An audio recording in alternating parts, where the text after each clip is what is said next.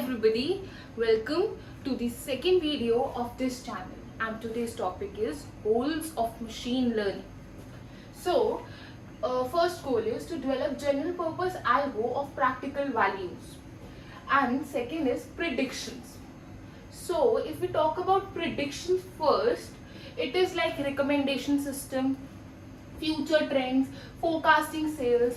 तो बेसिकली हम लोग what we are doing is कि हम लोग मशीन लर्निंग को यूज करते हैं in such a way that we can use a recommendation system. If you remember, मैंने पिछली वीडियो में भी इस बारे में बात की थी about recommendation system in little elaborative way.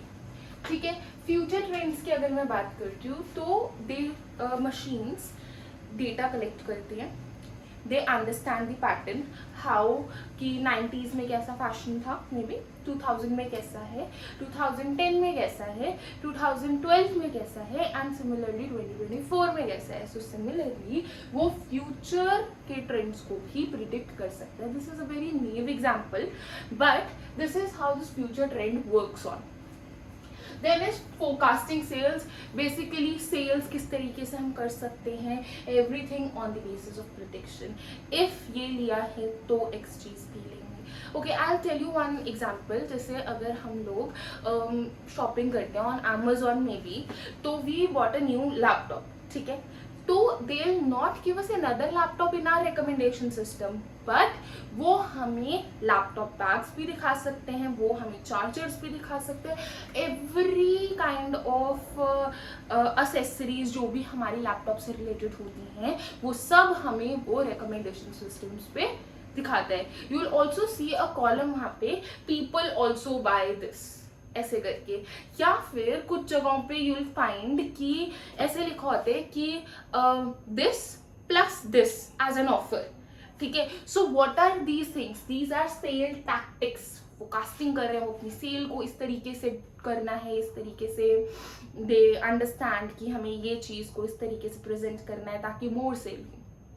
ठीक है, this is the basic propaganda. अब एक और एग्जाम्पल आया वेदर फोरकास्टिंग. ये भी मैथमेटिकल कैलकुलेशंस के साथ साथ now it includes machine learning as well. Second, अब हम फोर्थ पे हम आते हैं ऑटोमेशन. हर टास्क ऑटोमेटेड वे में होने लग गया. ठीक है, वी कैन सी कि हम रिपीटेटिव टास्क, जो मैंने पिछले एग्जाम्पल में कहा था कि एक मशीन है उसका काम डेटा एंट्री का है, तो it is collectively and repetitively entering the data. आजकल you will see data analytics plus AI, या फिर देयर आर सर्टेन प्लेसेस जहाँ पे excel plus AI techniques. So what are these things? ये सब AI एंड मशीन लर्निंग का कमाल है कि वो लोग हमारे जो काम 2 दिन 2 घंटे 5 घंटे वॉट एवर, जो काम 2 दिन का था वो 2 घंटे में हो गया, जो 2 घंटे का काम था वो 1 घंटे में हो गया. तो इस तरीके से they are actually easing our work. ठीक है, so automation task which would otherwise require human interventions, अब हमें इतना इंटरव्यू करने की जरूरत नहीं है. Humans can focus on other task जो कि मोर इम्पॉर्टेंट है. रिपीटेटिव टास्क में अपना टाइम वेस्ट ना करके they can think of some more productive ideas.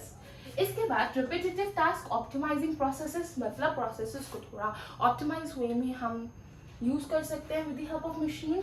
Self learning systems इसी तरीके से सेल्फ लर्न करते हैं, जो कि I told you rewards feedback वो वाला कॉन्सेप्ट यहाँ पे आ गया. Now personalisation. अब व्हाट इज हैपनिंग इज कि वो बहुत पर्सनलाइज्ड कंटेंट भी देने लग गए.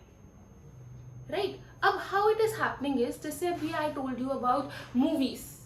राइट, तो what are they doing? Dramatic movie है, आपको ड्रामा पसंद है, इसका मतलब they'll keep on sending you videos, movies related to dramatics. Comedy, they'll keep on recommending that way. So this is how personalize करते हैं. Even the products, if you are a skin care obsessed person, तो of course you will get on your feed something related to skin. So इस तरीके से they channelize themselves कि they understand your behavior, their pattern, and they accordingly provide you products. Now I want to mention here something very important कि it is not just or related to business. This machine learning is not just related to businesses. It is also for security purposes. अब हम लोग ये भी देखते हैं कि with the help of analyzing human behavior हम security लेके आ रहे हैं. आपने कुछ सिस्टम्स ऐसे भी देखे होंगे जहाँ पे कंटिन्यूसली हमारा स्क्रीन को ऑन करने का पैटर्न, हमारा स्क्रीन फोन को यूज करने के पैटर्न से phone is being able to understand that वो ऑथेंटिक यूजर है या नहीं है. ठीक है. सिमिलरली स्पीच रिकग्निशन एंड वो सब में अब ML AI is playing a very important role. So it's not just relevant to the business perspective, but from the security of your phones, your laptops, and so on. Coming to the applications, एक application तो मैं आप लोगों को बता ही चुकी हूँ.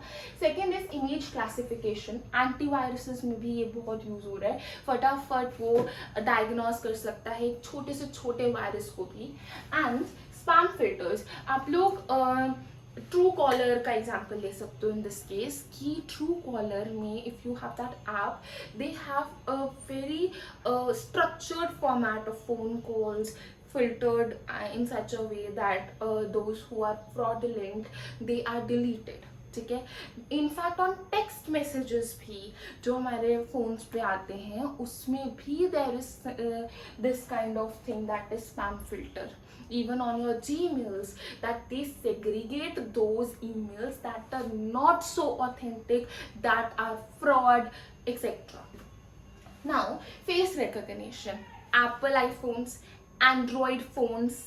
I know Apple iPhones use it, now don't mock on that. But yes, point ये है कि iPhones, Android phones, in fact आपके लैपटॉप्स में भी आजकल you will see this face recognition system even in your work places. If you go you will see कि वहाँ पे भी there is a device that recognise your face that you are an authentic person और not, and उसके बाद आपको insurance मिलती है.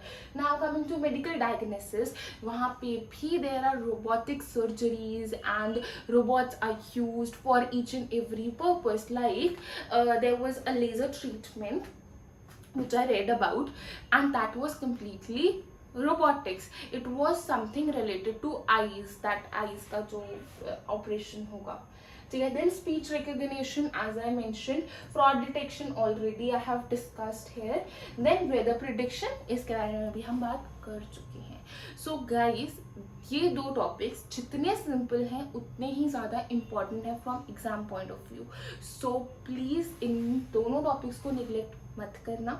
It is one of the most important and the scoring one because it is easiest. ठीक है. So all the best and please like, share and comment. Thank you.